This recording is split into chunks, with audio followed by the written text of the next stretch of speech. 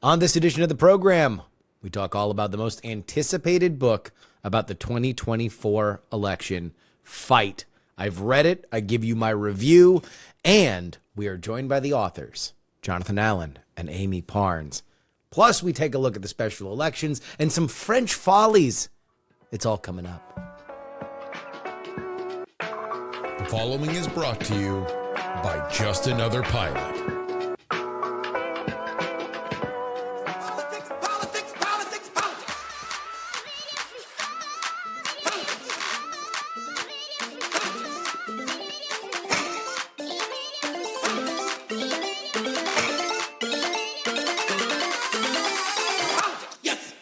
Hello and welcome everybody to the Politics program for April 1st, 2025. Your old pal Justin Robert Young, and this is not an April Fool's joke. We actually do have an early episode for you. I'll give you my preview of the special elections that are happening on Tuesday, but because we normally put out the episodes Tuesday night for Wednesday morning, I wanted to give myself a little flexibility on how we're going to cover those special elections. We'll have more about that in the update. But as the title to all of this has mentioned, we're going to spend a lot of time on this book. Before we welcome the authors, Amie Parnes and Jonathan Allen, I just wanted to give you guys a general overview on why I think that for this particular show, one that obsesses about the nuances of elections and political strategy, as well as keeping an eye on where the levers of power are, who can persuade and who is just pretending, then books like the one we're going to talk about are very, very, very important. And in fact, there's a slew of books that are coming out over the next month and a half that I'm going to read all of. And I hope to have the authors on because there's two reasons why these books matter. Number one, they reveal realities and motivations that are hidden within the year-plus-long information war that is a general election and the primaries that precede it. And number two, it is a report card on who has power in politics and who does not. If you want to predict trends, which is something I like to do, and I think you do as well, then that information is invaluable. Not only what we believe from the outside, but what the internal world of professional politics thinks of various different names, some of them bold-faced, and others just at the top of their professions as campaign operators. But the first, and for me the most anticipated, is Fight by Amie Parnes and Jonathan Allen. And the reason why it's very anticipated by me is because I very much enjoyed their previous two books about the campaigns, specifically Shattered about the 2016 election and Lucky about the 2020 election. I was also huge fans of Game Change, that series that happened back in 2008 and 2012. And for my money, Parnes and Allen were the duo that took up that mantle of the book that everybody has to read about that election. And since I'm going to spend the vast majority of this episode singing the praises of this book, which I very much liked, I am going to level set your expectations if you are as excited about reading this as I was. And that is the terrible, terrible tragedy that I quite frankly believe that Trump should take action on by way of executive order. Parnes and Allen were not planning on writing a book for this election. And they were only convinced to do so when their publisher demanded/begged that they do it in the middle of it. That means that this book begins on the day that Biden debated, the one that sets the general election chaos into motion. But that does mean we do not get chapters on the primaries. And that means we don't get the DeSantis disaster. We don't get Nikki Haley tilting at windmills. We don't get RFK being chased out of the Democratic Party, and we don't get the doomed prophet, Dean Phillips. But them's the breaks. So, when I said that these campaign books matter for two reasons, let's go through the first. What hidden motivations and realities help us explain what we all saw? When you strip out all the hopes, when you strip out all the wish casting, when you strip out your own investment in an event that has already happened, why did the machine behave the way that it did? And here's the biggest thing I got from this book. The Democratic power structure and the Biden White House that controlled it gaslit itself beyond comprehension. Every action that was as head-scratching as it was when I was covering it bit by bit can be explained by the fact that there was a half measure taken to overcorrect for another moment where they had gaslit themselves into believing that something was true when it wasn't. And nothing goes before the fact that Joe Biden's mental acuity was failing, and the people that were around him, up to and including his family and the people that had been with him his entire career, could not tell him to step off the stage. And so, if your top believes that he can move on, and they did, then that means everybody, no matter how smart, no matter how well funded, has to cooperate with that reality. And that gives you an incredibly skewed perspective. But let's go back, because this book does a phenomenal job of laying out in detail every moment that aides had to put the font on Joe Biden's cards bigger and bigger and bigger so he'd say it. Every bit of Day-Glo tape that had to go down hallways so he would know where to walk and not get lost. And every time that his remarks had to be preloaded into a teleprompter, even when he was speaking to a group of several dozen donors with his career on the line.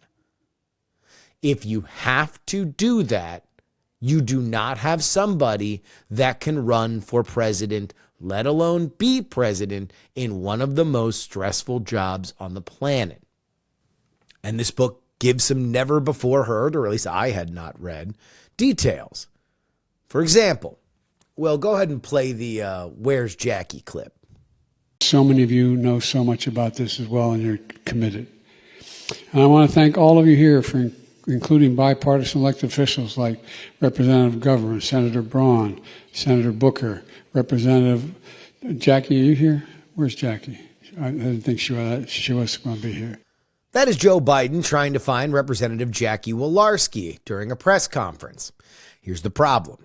Jackie Walorski died in a car accident 2 months before.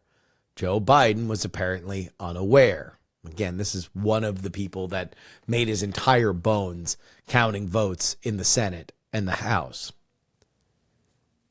But that's not the bad part. The bad part is that Biden felt so bad about his gaffe that he invited Walorski's 90-year-old mother to tour the White House. And it was during that tour that the figurative blind leading the blind takes place. Joe Biden aimlessly wandering around the White House, asking staff to unlock doors that were not part of the tour, revisiting rooms after he had already been there. And this is described by various people around Joe Biden, but it was witnessed by the Speaker of the House at the time, the Republican Speaker of the House, Kevin McCarthy. That's how much of an open secret his debilitating mental scenario was. And yet, nobody could pull him out of the chute to run for re-election. For my money, nobody in the business is better sourced on the Democratic side for books like this than Parnes and Allen. This is their fourth book, their third about the campaigns, and the one they did previous covered Hillary Clinton. And knowing the lineage of Democratic operatives and donors is a huge part of why they're able to get the detail that they are getting. And there's a reason why this is an important book for one very specific issue. And that is, how does the impossible become possible? How does a party depose its sitting president running for re-election? One of the surest fire things in our American system to retain power. And we see the splintering in HD detail. First the media, then the donors, then Congress, and then finally the power brokers, the people for whom cannot possibly turn on you and you have any shot of moving forward. If they all don't move in the same direction, Joe Biden likely stays. And we're going to talk more to Parnes and Allen about this question a little bit later in the episode. But if you'd like to know the exact pattern, how those dominoes clapped against each other, then the recipe's in here. And here's one of the big things that I really appreciated about reading it. In every step, the powers that be gave the Biden campaign room. They wanted the Biden campaign to succeed. Now, some people might not have thought that it would succeed, but what ultimately damned the campaign was its inaction. Okay, so you have some time. People are mad. Flood the zone. Go barnstorming. Do more press events. Talk to Congress in person as opposed to sending a letter. And in each of those moments, the Biden campaign twiddled its thumbs and ultimately whistled its way to the graveyard. This isn't spelled out in the book, but I almost wonder whether or not there were some in power, maybe even the president himself in quiet moments, that did want this to die. Maybe beyond the ego and beyond the drive and beyond the fear that you'd be looked at as less than, there was a human form that was saying no mas. But none of that happened. And eventually, one morning in the summer, Chuck Schumer comes out to tell Joe Biden, his president, that he has lost considerable support in the Senate. And there's not a lot of institutions that Joe Biden holds reverence for. He had a complicated relationship with Obama, who he felt was trying to dynamite him out of the Oval Office and certainly off the ticket. He had respect for Nancy Pelosi, but nobody who spends the majority of their career in the Senate really cares much about the House. But that, the august chamber, the deliberative chamber where Joe Biden spent the majority of his life, he did care about senators, and he cared about senators getting reelected. So Schumer coming in to tell him that means much more. And then that afternoon, Trump gets shot in Butler, Pennsylvania, which is one of those little hidden details that I knew that meeting had happened. I had heard reporting that Schumer had come to talk to Biden while all that was happening. But I didn't find that out until the GOP convention, which was a few weeks later. To find out that happened that same day, I think goes a little bit further into understanding how much Biden had sort of made up his mind that he was going to be out. And it does explain some of the energy that I had heard from Democratic voices at the GOP convention saying that Biden had made his call. Let's remember that it's a couple weeks after that Mark Halperin reports there's, energy in motion to have Biden step off the ticket. That happened during the GOP convention. But yet, for the Democrats, amongst all of the chaos and confusion and the self-sabotage came a moment of clarity. And this is another great sequence in this book. Because one of the other big questions that I had coming out of this election is, well, wait a minute. If Joe Biden just fell apart, how is that same party the one that can very seamlessly transition to Kamala Harris. And whether or not you believe that that was the smartest thing to do, many didn't, up to and including Nancy Pelosi and Barack Obama, who it is reported in this book wanted Gretchen Whitmer. Both wanted a little mini primary. Either believed that Kamala Harris could win the presidency, and as it turns out, they were right. But in that moment, it is the Harris team that very deftly boxes out any would-be challengers. They blunt the ability for Obama to set up a mini primary. They box out J.B. Pritzker's billions. And in that moment, you might think that there had been a new day dawning. Gone are the ways of looking over your shoulder about the past, and now we can look forward with a ruthless efficiency. And yet nearly every step taken from that moment, specifically with Biden's old campaign, and we'll get into that when we're talking about the winners and the losers of this book, well, it's the same old story. The Kamala Harris campaign believe that they are winning.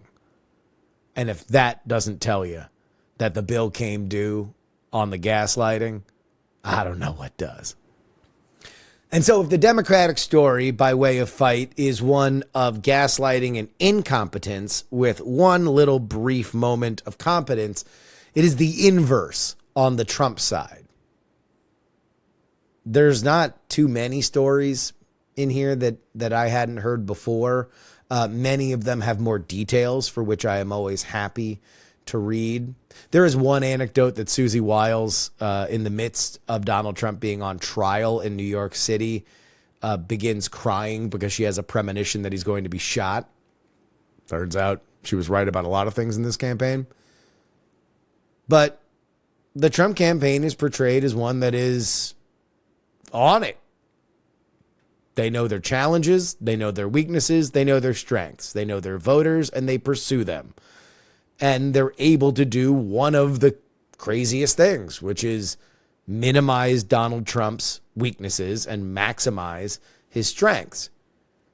In case you're wondering what those are, weaknesses are anytime Donald Trump is trying to force a headline, and strengths is the ability to talk about cocaine addiction with Theo Vaughn. But there is that moment right after the Kamala Harris campaign comes in where all of a sudden all the polls are upside down, and Kamala Harris isn't the bumbling idiot that America had thought of her. No, she's now the alternative to a man who decomposed on live television, and in that light, oh my God, is it joy? Brat Summer to beat the band. But Donald Trump doesn't like the fact that he is no longer the center of attention. He doesn't like the fact that his polls are going in the wrong direction, and so he starts to hear some outside voices.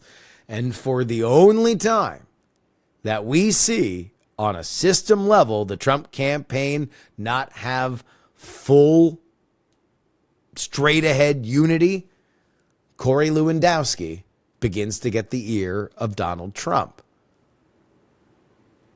And then, after a few months, Corey Lewandowski is shown the door.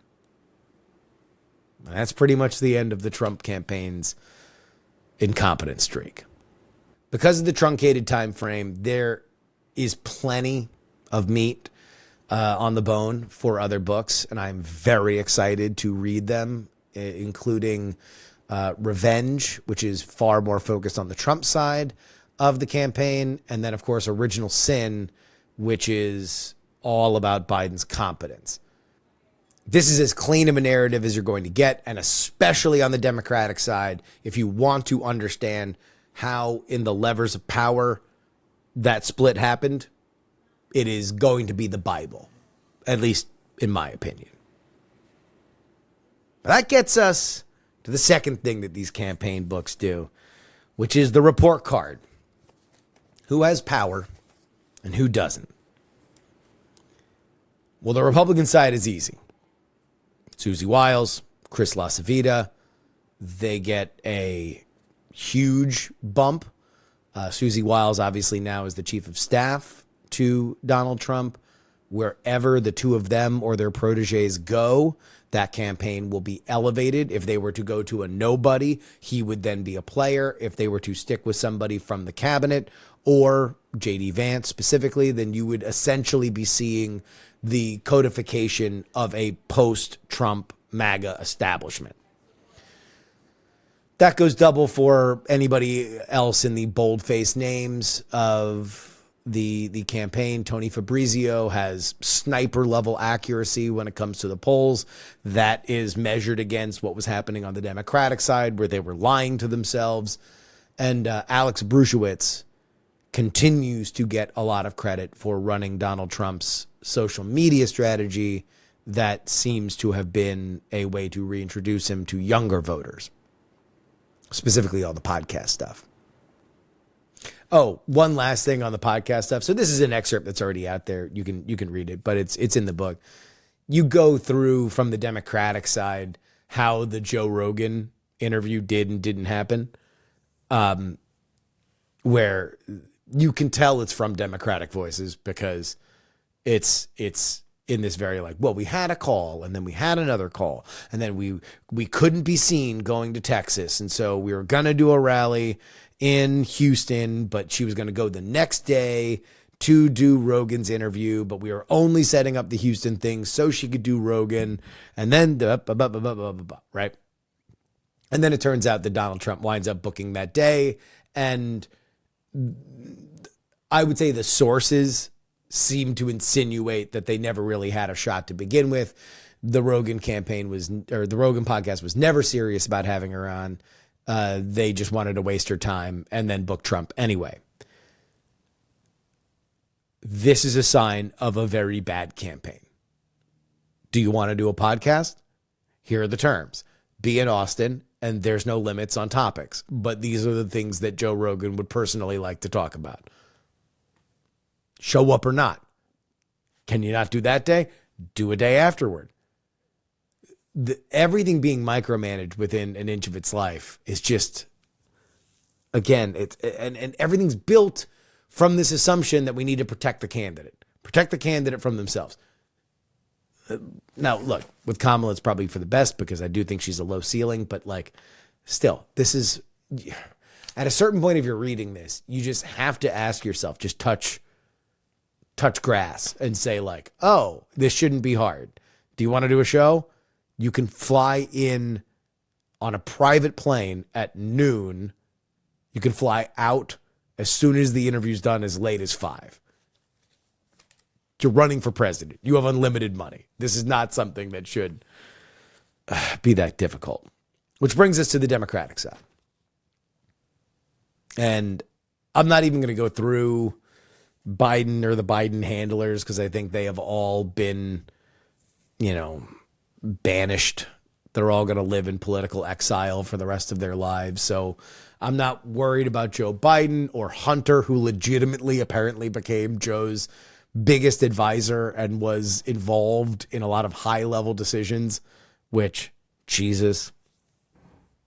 But I want to focus on two people that I think are probably going to take the biggest hit. And the first is Jen O'Malley Dillon.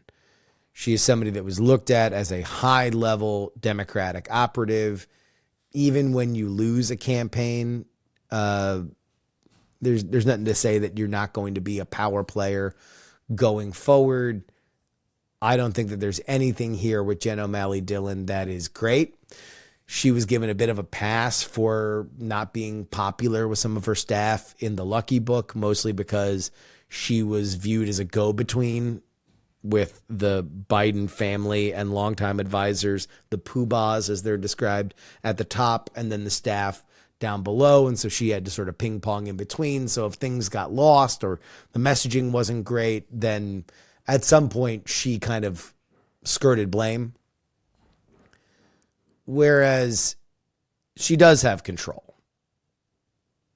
She is not only running the Biden campaign when it runs off the rails, but then she keeps her job with Harris, which is probably the worst decision that Harris made, was just to not say, look, we're ripping the leadership out.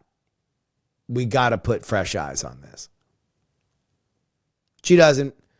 Jenna Melly Dillon is knifed relentlessly by people within her own organization as somebody who doesn't like to take criticism and is a leader who also stuffs her head in the sand. Based on everything I've seen of Jenna Melly Dillon afterward, talking about why this race went the way it does, totally makes me understand where these quotes are coming from.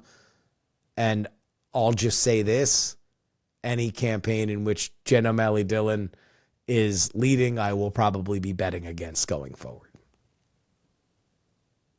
But the most controversial that I am looking at, somebody that has lost favor, is Barack Hussein Obama, the 44th president of the United States of America.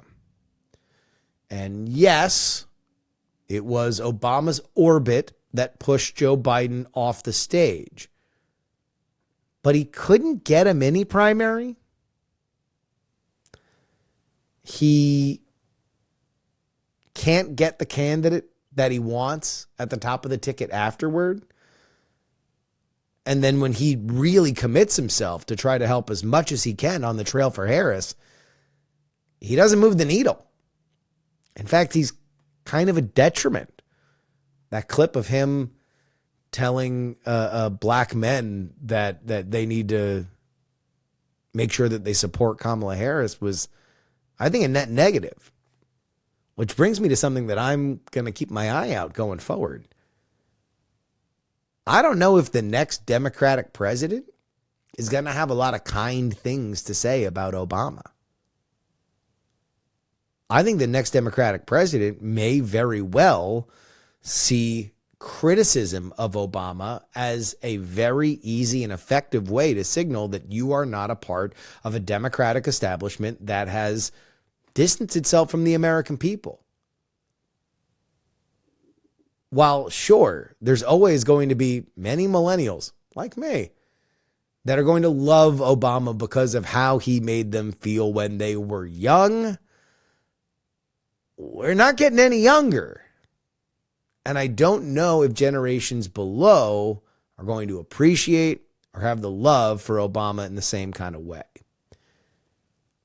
Obviously, there is nobody at the top of this party. And the closest person to it is Obama. And when he tried to pull the reins, he couldn't. That to me represents a falling star. I'm not saying he's George W. Bush yet, but I'm saying he's a lot closer to him than some people might think. That's my review. Don't take my word for it. Read it yourself. And we'll be right back after this update with our interview with the authors, Jonathan Allen and Amie Parnes.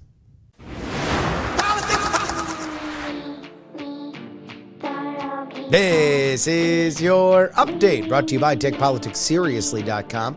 That's where you can head to support this show. Get 2 bonus episodes each and every week.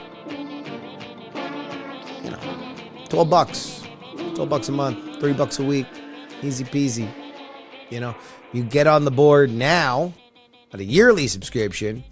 Well, you know, we're right into primaries for the midterms.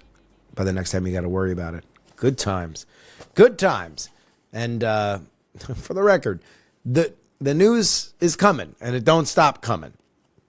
We've got a lot of economic anxiety. Liberation Day is on Wednesday, April 2nd. The stock market is not reacting well to whether or not we are going to put across-the-board tariffs on the world.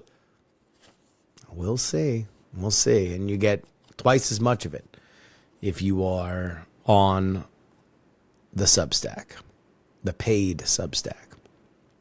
So let's get into one foreign story, and then we will get into the primer for the special elections that are going to happen today, if you were listening to this on Tuesday. Here's the foreign story.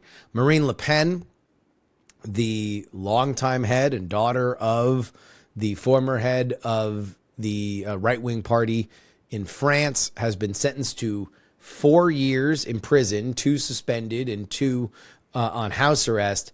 She has been fined several $100,000, and most importantly has been banned from running for office for 5 years.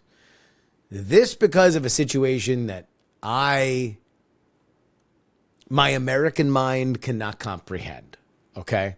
So here is the charge. The charge is that she used $4 million that was given to her by the European Union to hire people that would represent them in the European Union. It is alleged that she did not use that money to pay those people. She used it to pay people within her own party. So again, the American mind cannot comprehend things like an extra national government that gives you money to be a politician. We're just beyond my comprehension here. So there are people on the right that are freaking out about this, that this is lawfare to a level that you've never seen before. There are rules and order people on the left that say, well, maybe that you wouldn't be in this situation if you weren't such a crook. I talked to our friend who was in the French media, Claire Mignon of La Proie. She made it seem that this was more of like a no-show job kind of thing. So she was taking the money and technically having somebody do it, but they really didn't have to do it. But the money was coming into her organization anyway. So there is, at least on the local rules of the road, you would look at that as like, well, that is dirty pool. That being said, she also believes that Marine Le Pen was somebody that was never going to get elected president in France, and that this is probably a better thing to happen for the right-wing party because it not only sidelines her, because the Le Pen name is known by many for her father's more colorfully racist views, while Marine has moderated on some level, the Le Pen name is just kind of mud with French voters, at least according to Claire. There is a 29-year-old young superstar that, now that Marine could not run for president again, might benefit from her sidelining. That's the best I can do. I don't know anything else. So there we go. That's my Marine Le Pen take. Let's talk about these special elections. There are 3 that you are going to have to pay attention to. The first and probably the most consequential is going to be the Wisconsin Supreme Court race. This is between Brad Schimmel and Susan Crawford. Susan Crawford is identified with the liberal side, and Brad Schimmel is on the Republican side. Whoever wins will essentially tilt the court in that ideological majority. And the liberal side wants to redistrict Wisconsin, which would essentially take congressional seats away from Republicans. Schimmel obviously wants to do that and wants to preserve the lines the way that they are, and would, according to the conservative side, be bigger into voter ID, which is stuck in the courts somehow. Wisconsin is not a particularly conservative state. And the Republican coalition, mighty though it might be when it comes to generals, is now a lot of low propensity voters. And low propensity voters don't tend to turn out in special elections. Susan Crawford has run ahead in the polling in everything I've seen. The rosiest picture that anybody can paint for Schimmel is I think it was like 1.5 from Trafalgar today. My expectation is that Crawford would win. I'm going to take a wild guess and say that it's 4 to 5 points, but that would be dog bites man in this case. Crawford wins over Schimmel. Let's swing down south, the Redneck Riviera. Florida 1 is in a special election. This was the seat that was vacated by Matt Gaetz when he thought he was going to be attorney general. Then he wasn't attorney general. Still, he didn't return to the Congress. And so Jimmy Patronis is most assuredly going to win this one. He is polling everywhere he needs to be. The early voting is what it needs to be in that state. He is likely going to beat Gay Valimont. If for whatever reason Patronis does not win or wins by a slimmer margin, we're talking about within 10 points, that is a disaster night for the Republicans. That is a Democrats are salivating. They're like, can the midterms be tomorrow? Level excited for their future with that race. The race that is close is Florida 6. That is Randy Fine versus Josh Wheel. And this one has been polled extraordinarily closely, up to and including, I think, internal Republican polls that had Josh Wheel up on Randy Fine. This one's going to be interesting. The party affiliation on the early vote is Republican +9. That is certainly not Republican +30, which is what Trump won it by. I don't expect for it to be a Republican +30 thing. The win for Democrats, I think, would be if it is a Republican win by 15. But obviously, you can shoot the moon. And if it is closer than that, then it's a bigger moral victory. If Randy Fine loses, then that's a yub-nub moment. That is, if it bleeds, we can kill it for the Democrats. And also, it would make Donald Trump very, very mad at Mike Waltz, whose seat that came up for. But that's your preview. Here's the programming note on it. I expect Randy Fine to win. I expect Patronis to win. And I expect the Democrat Susan Crawford in Wisconsin to win. If any of those don't happen, if we have an upset in any one of those races, I'm going to do a special episode. If they all go according to Hoyle, even if they're closer, then I'm going to save it for the bonus episode that'll come out on Thursday.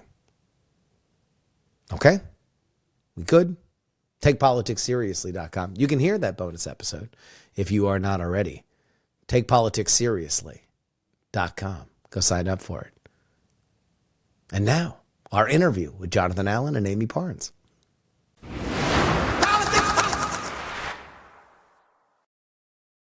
It is my distinct pleasure to welcome Amie Parnes and Jonathan Allen, the authors of Fight, their latest book about the campaigns for president. You guys have heard me on this show talk about Shattered and Lucky for my money, and I'm happy to say it to your guys' faces. You guys are the belt holders in terms of the campaign books that I really appreciate the most. And I'll start here. You guys have said publicly, and you say in the acknowledgments at the end of this book, that you guys were not going to write a book about this election. And indeed, part of what I've loved about your previous books is that it goes from the very beginning, the calm, placid moments where people are gathering the ideas of running for president all the way through the primaries into the general election. This one starts hot and heavy right as Joe Biden is about to go on stage for the debate. How is this process different compared to the previous books? I mean, intentionally so. It was like hot and heavy is a really good way of describing it, because things were so crazy. Everyone was asking us if we were going to write a book because it was so crazy. So John and I literally jumped right in to like the hot mess that the Democratic Party was in that moment. Looking at Joe Biden, flashing back to some moments where people weren't sure if he could really do this again, if he could run again. And then, we're in Nancy Pelosi's house, we're in Jim Clyburn's house looking in. And, they're sitting there watching the debate alone. They're not with anyone else, which kind of tells you everything you need to know about that moment, that they're all kind of scared and wondering how this all plays out and what happens. And sure enough, their worst nightmares, come true. And so they're left with figuring out what to do. And so John and I take you inside these rooms to figure out what exactly happened. We kind of all know what happened, but I think we peel the layers back so you can really see what people were talking about and what the mood was like. Yeah, I just it's funny, as Amie said, and as you said, we weren't going to write this. It was the publisher who was most important that came to us and said, "Please write a book. Like, you guys can do this, and nobody else could do it." We want it on a short timeline because people are going to want to know what the heck happened. And so, it runs from debate night through election night. And as Amie was telling you, on debate night, you go sort of behind the scenes and see all the Democratic players and the sort of mass freak out and exactly how that happens and who's calling who and who's trying to figure out how to jockey for the future for themselves or for the people that they like and all of that. And then, as you go through the stages of what is basically a 4-month election, all the major points in time, we just take you behind the scenes. Here's all the, the sort of the guts and the glory and and in some cases, deep, shameful ignominy. And you guys do a phenomenal job. Your sourcing on Shattered and Lucky very much pay off here in terms of getting inside the Democratic Party and knowing where the power levers are. And that's why I had this thought as I finished the book, where a lot of the conversation within Democratic circles is about gaslighting. Gaslighting comes up a lot. We gaslit ourselves. We were gaslighting our voters. And the blame starts to happen, which is a huge part of these books, as people decide who's in charge of what and who wasn't, who was an innocent victim.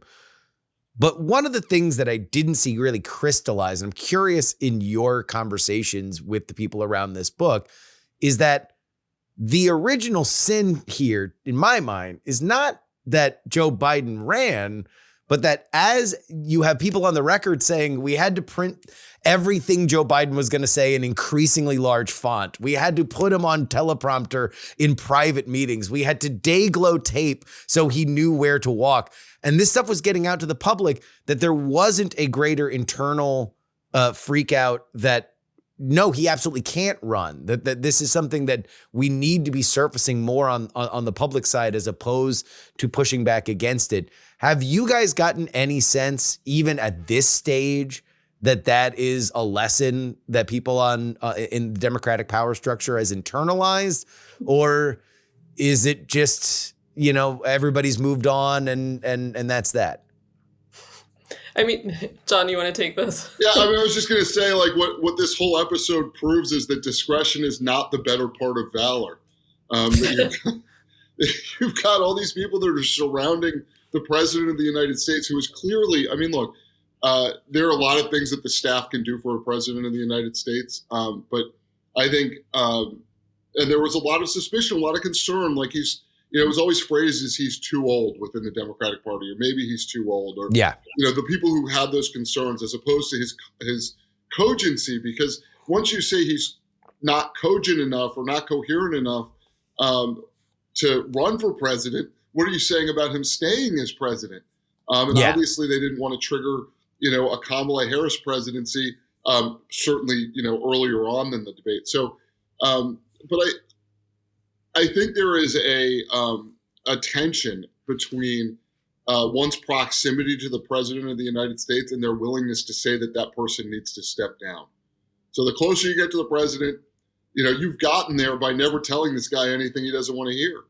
You have gotten there, and you get to ride on Air Force One, and you get treated pretty well. And so I think, whether that's the staff or the First Lady of the United States, we have somebody in the book saying, look, none of them wanted to give up the plane, the helicopter, the house, and that goes doubly for the First Lady. So nobody wants to give it up. And I also think there's a systemic problem too, which is let's say the president is totally out of it. The way to get rid of the president is for the vice president and half the cabinet to push him out. So in this case, Harris, who is waiting to potentially step into the Biden role in a sort of more natural way with him resigning, would have had to have stepped up and said, let's do a coup on the sitting president that benefits me, which would have been politically untenable. So I think there are just a lot of forces at play here, but they all add up to nobody having the courage to stand up and tell Joe Biden that he needed to get out, or at least say, hey, I'm not going to be part of this, and walk out and talk publicly about it.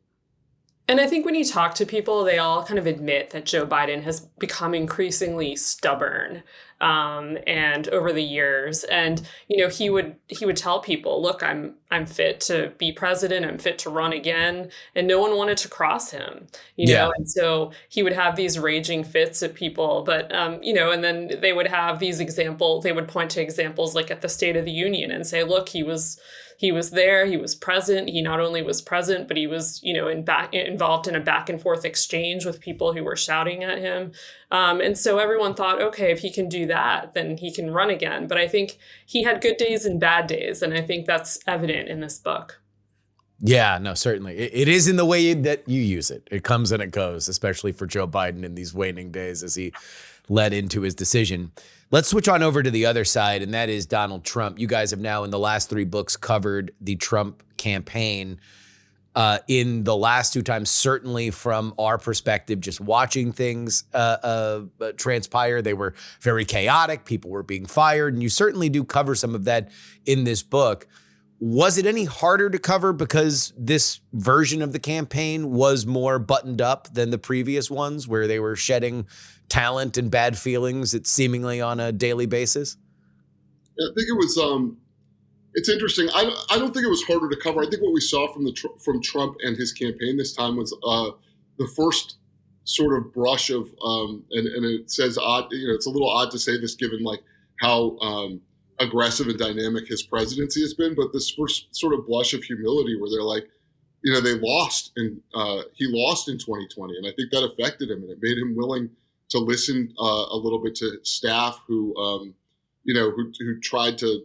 They didn't try to tell him what to do, but they did try to manage what they could manage, and they did a pretty good job of that. There was drama. We cover it.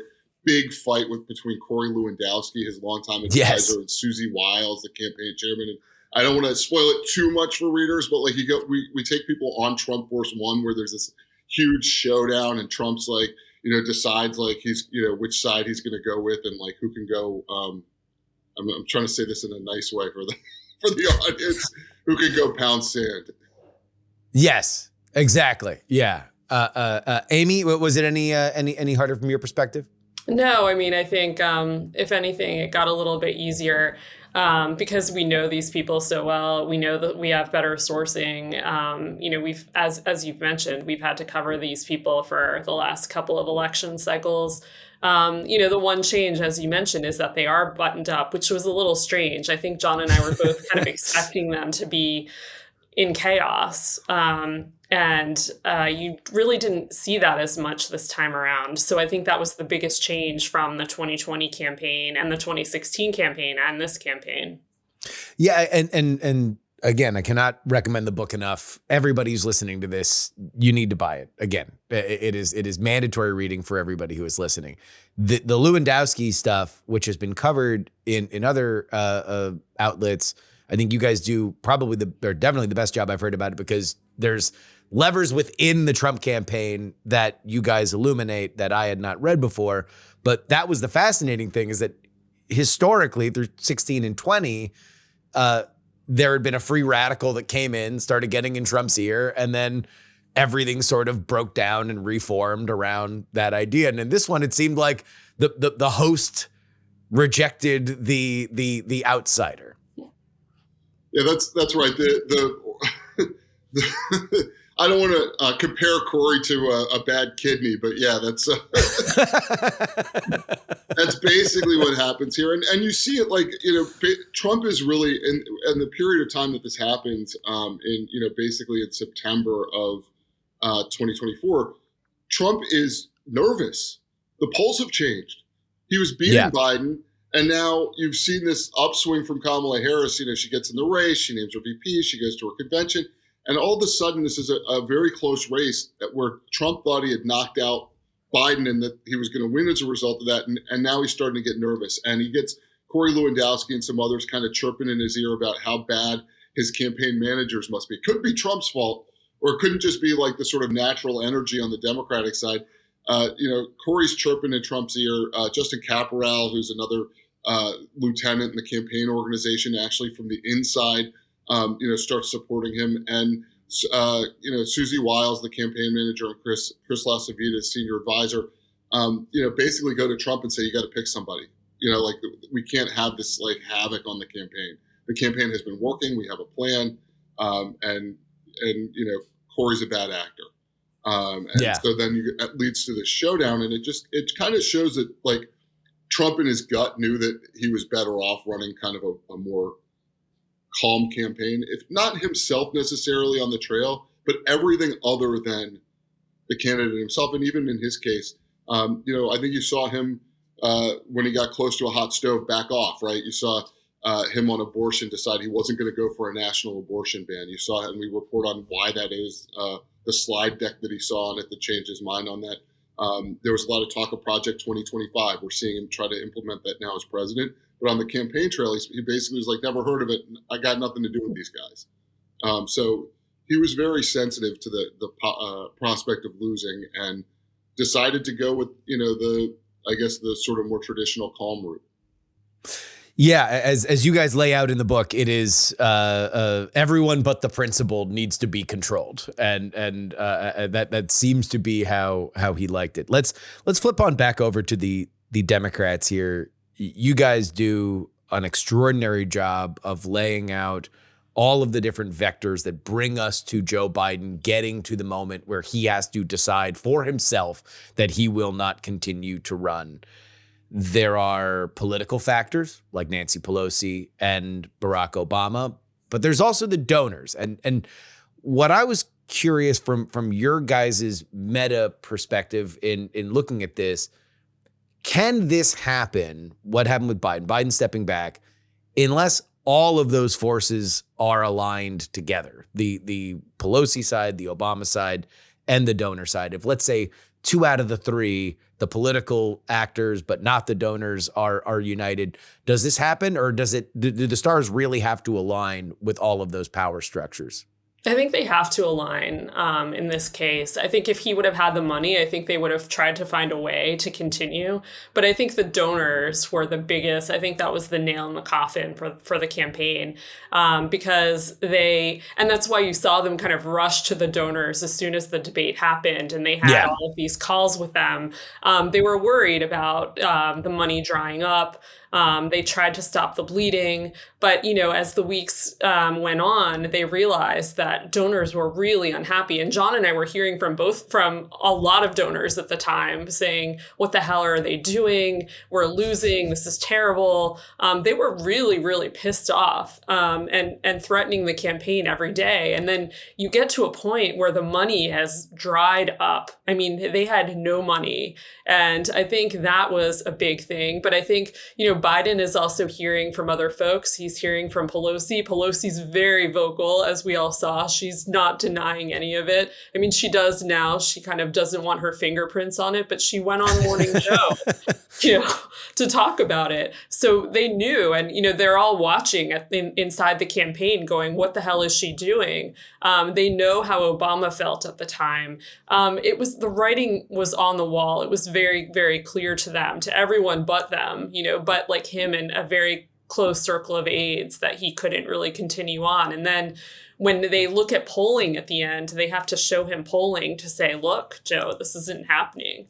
And that's essentially how it all happens. But you're right. I mean, all of these forces kind of had to come together, a perfect storm, if you will, to make him eventually drop out. And I should just I want to add one small thing that I think that we've got in this book that you may not have seen anywhere else. And certainly I don't think in the detail with regard to the donors. Not only are the donors choking Biden's campaign, stop giving money to the campaign, stop giving money to the super PAC, but the Biden campaign is actively fighting these donors and fighting to keep them.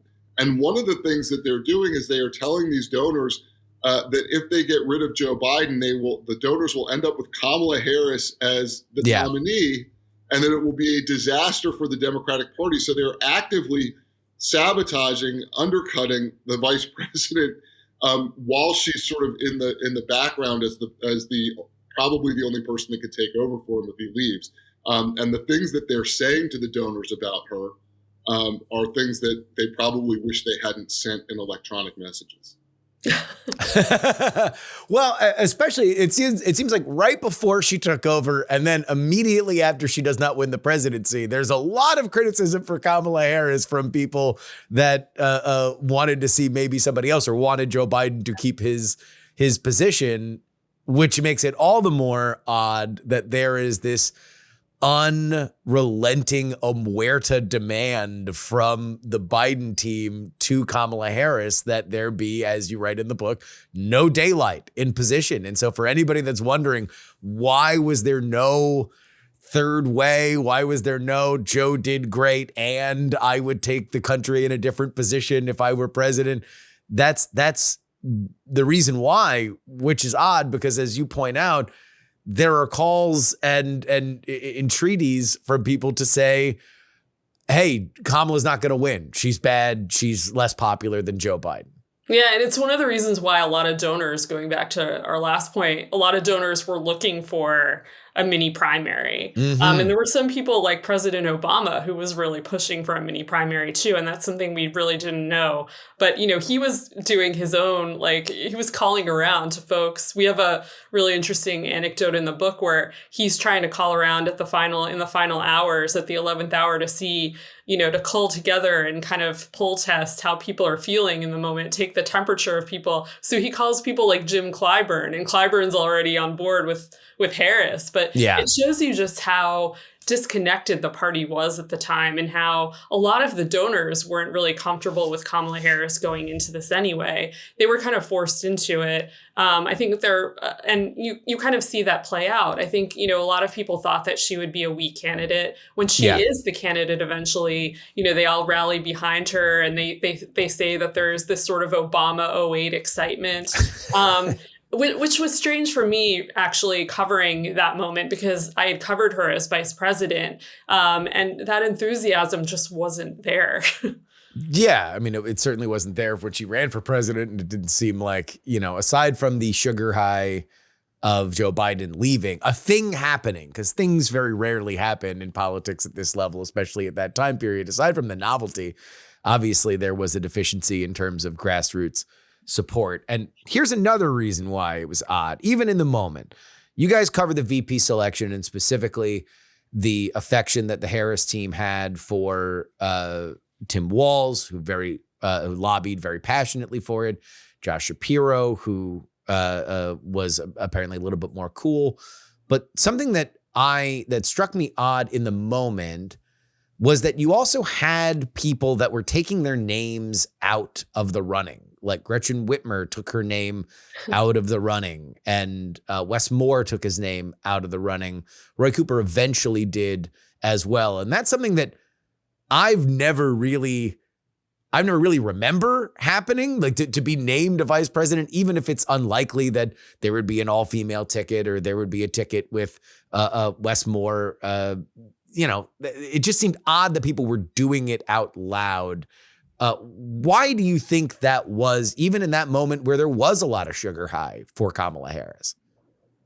Well, I think if you look in context, there's a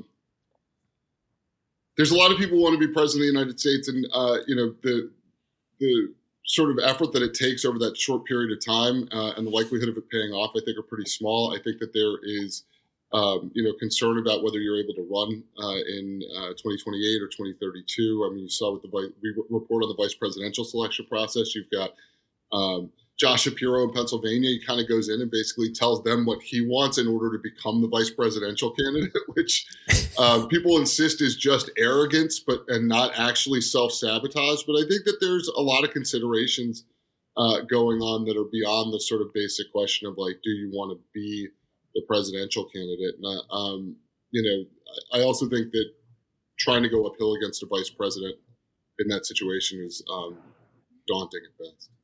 Yeah, for sure. I think that's one of the most interesting parts well, I mean, we have a lot of interesting parts in this book, and I think John always says that you'll learn something on every page, but I think the VP selection process in particular was super interesting. And it showed you how the party really felt like they had to rally behind someone, that there was no time to kind of get into these these separate kind of fist fights. They knew that their backs were up against the wall and they had to do something very quickly. And that kind of shows you that Gretchen Whitmer, all these other folks, Wes Moore, they were really scared of Pritzker, obviously, and they thought that Pritzker was going to mount a campaign against them, and that was quickly washed away. But it just shows you the moment and how scared Democrats were at the time.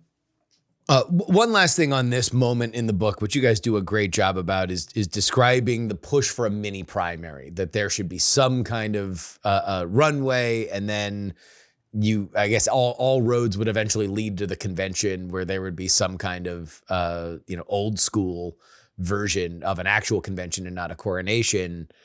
All that remained hypothetical, right? Like there would have needed to be the agreement from the Biden team that he would not bless anybody for that to happen, and that never takes shape. But there was never any real, aside from public fan fiction on what that would look like, there was no general sense of what a mini primary would function like, was there? No, I think it was a little bit of fan fiction, but like I said a few minutes ago, I think there were people who were definitely pushing for it, and that was real, and that was very interesting to me. I mean, we had heard rumblings at the time about what it might look like, and people were telling me it was fan fiction at the time, but the fact of the matter is, when you have someone like Barack Obama interested in what it would look like, and when he thinks that it might be, in the party's best interest to put together a mini primary, that's real. This is a guy who deals in practicalities, and he was really pushing for this. And then when he found out, I think that was one of the reasons why he wanted to kind of hold his water and didn't want to endorse right away. People thought, I know that there was a lot of anger at the time, but he was clearly waiting to see how things would shake out before he weighed in. And his folks will say, oh no, he just didn't want to show that he was, putting his thumb on the scales, and, he was letting everyone sort of, dictate what it would be like. But I think when you talk to people around him, he was very convinced, I think at the time, that she couldn't win. And that's why he wanted some other options. And as we report, same as Pelosi, she wanted other options. We talked to somebody who spoke to her right after the debate, who said her biggest concern was there was going to be such a bum rush to get rid of Joe Biden in the hours after the debate that it would go immediately to Kamala Harris, and that there wouldn't be an opportunity to stop that from happening. Let me just stop here on Obama, because one of the things that this whole episode is going to be about your book and how much I very much like it. But what I've said at the beginning of the episode is that part of the reason why these books matter is because it is this sort of final report card on where the political apparatus believes blame and power lies. And one of the things that I found fascinating about this is that we really seem to be, at least my read on it, is at the end of the most powerful that Barack Obama is going to be. He wants a mini primary. He doesn't get it. He gets out on the trail and it doesn't really make a difference. From your vantage point, as we now sit here in April, where is the center of power in the Democratic Party? Because it used to be with people like the Obamas and the Clintons. It now seems like that's gone. Certainly Joe Biden is persona non grata. Where does the center of power in the Democratic Party lie? It doesn't exist right now, Justin. And I think that's why you're seeing the forces try to figure it out very quickly. And I don't think Obama wants to be the center of power anymore. He's essentially told people he doesn't want to be. You can tell he's on to other things. Joe Biden is trying to keep his hand in the game. He really, he wants to still, fundraise. We've heard reports about that recently. He wants to be part of the discussion. But I think that the party needs to be reinvented. A lot of people told me after the race that it needs to they need to burn the house down and rebuild in its entirety because they've lost their way. And, John and I wrote about the Democratic Party and where it was in the wake of the 2016 election. Yeah. And there were lessons to be learned from that. There were lessons to be learned from 2020 when, we wrote Lucky and we said that he only won it was so close and he won by a few thousand votes. And I think Democrats looked at us like we were crazy. But, I think all of this played out into this election when the party really, really was sort of lost in terms of messaging, in terms of its grassroots operation, and basically in its entirety, even in running the wrong candidates and just missing the moment. And so I think there is a lot of, it's cliche, but soul searching going on right now to find out who exactly can lead the party out of the wilderness. And that still remains to be seen, I think. I think the party is still trying to figure out who it is and who it wants to be. And it has to be something other than an anti-Trump party. And that's what I hear across the board. And I think that's why you're seeing a lot of, people are wondering right now, is resistance really the right messaging? Yeah. Are we looking back instead of forward? And I think that's what they're grappling with right now. I can't improve on anything Amie just said. Awesome. One of the things that stuck with me, this is toward the end of the book. You have a Democratic source that says the Harris campaign was running a campaign for Axios and Politico and not for Michigan. And it got me thinking that we've had a lot of discussion in the last 3 elections about what is real life. Is Twitter real life? How much of the online world is something that translates to electoral politics? And this was the first time that I saw somebody on the left say, wait a minute, maybe we are talking to people that actually are not our voters. Maybe we are out of touch, as opposed to just pointing at the right and saying, okay, well, it's probably not the best thing in the world if somebody starts complaining about Haitians eating dogs and cats, and then 2 days later, Trump is repeating it in a debate. So I'll ask you guys, what is real life in the world of electoral politics, and how much does the online sphere play into it? Well, let me just say, if you buy a physical copy of our book, it is tactile and real. You can hold the It book. is. Listen to that, ladies and gentlemen. Real as rain. On the other hand, they are related. You can also buy a copy of the book as an Audible or for your Kindle. But seriously, they are the online world, or the sort of the fake world, if you will, that we all inhabit at times, is related to the real world.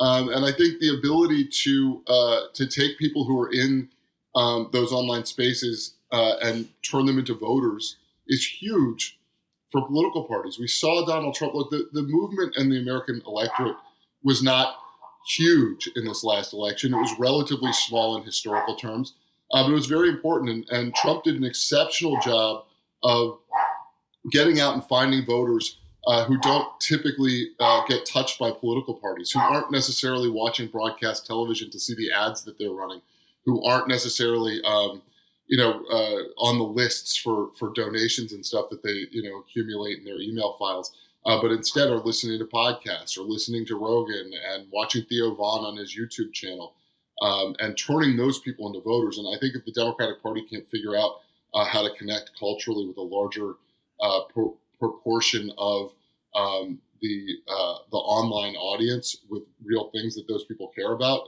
they will have a hard time coming back to power. Yeah. And I think it's one of the things that they're examining right now, Justin, where they're trying to figure out how to speak to these voters. A lot of these voters traditionally would be Democratic voters. A lot of these people that support supported Trump. So I think they have to really do some thinking about how to attract these voters, how to speak to them. A lot of people are trying to push for a reinvention of the 50-state strategy where they really, go back to these Howard Dean principles and invest in their ground game and speaking to people in real time. And I think that you're seeing that sort of play out right now with this Bernie Sanders roadshow with AOC, where they're actually taking it, they're going on the road early and not just to blue districts. I think that's another big part of the loss, is that they were preaching to the choir half the time, and they needed to go out and speak to voters in these red districts and win them back and persuade them. And it's something that they hadn't been able to do. And I think they're trying to figure out how to reach people, to go on podcasts like yours, how to best, talk to folks, not just a month out, but right now. Well, look, this is a phenomenal book. Your last two have been two of my favorites. I've talked a lot about them both, and I will say that my favorite character, if we can refer to real people as characters in the narrative that you guys have written, was in Shattered, the kind of Greek chorus of the ghost of Bill Clinton just sort of walking in and out of rooms saying like, I don't know, man, Brexit, you guys should really pay attention to Brexit, and being shouted down by a bunch of, well-coiffed Yaleys. We have a cameo. We have a return cameo of the old 90s Bill Clinton just wondering whether or not this is all a good idea as things very obviously go off the rails. We did that intentionally. It was a good nod to you. Well, then it is for me personally. As a fan of your work, I was thrilled to see that we got a return of that.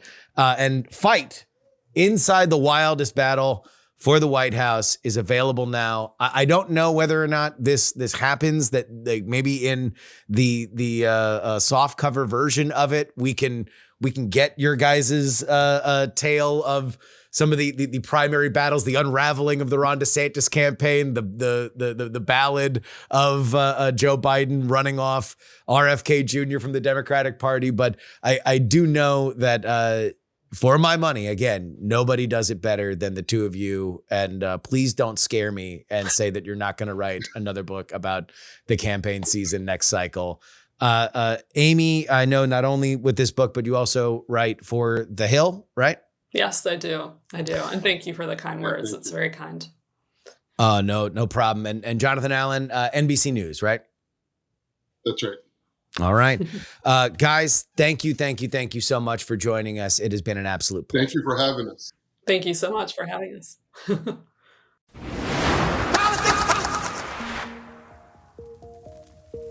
And that'll wrap it up for us today. Politics, written and hosted by me, Justin Robert Young, for Dog and Pony Show in Austin, Texas. Send us an email, theyoungamerican@gmail.com. You can hit us off with a one-time donation, paypal.me/payjury. Venmo is Justin-Young-20.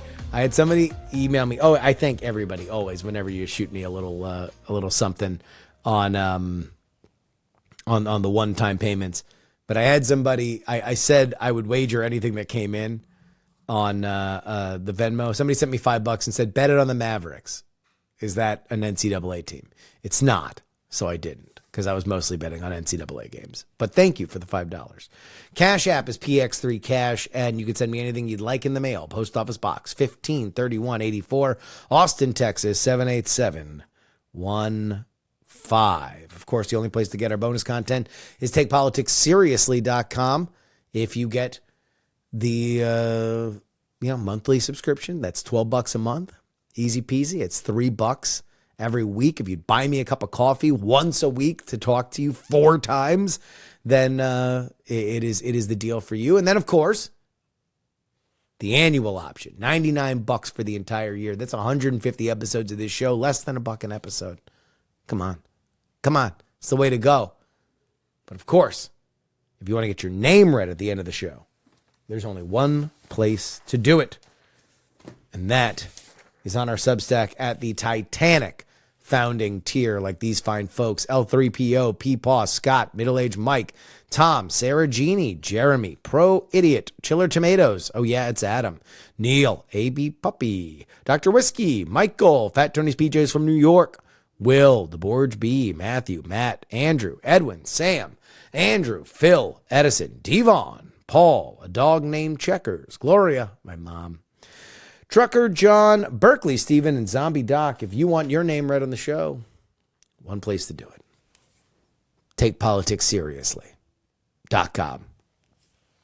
On Friday, we'll be joined by the one and only Carol Markowitz about the shifting dynamics of where people want to say their opinions were from a few years ago. She is a conservative, very much believes that the liberal element of our country are kind of trying to rewrite history. Ooh, she won't let them. We're going to talk to her about that. But that's Friday.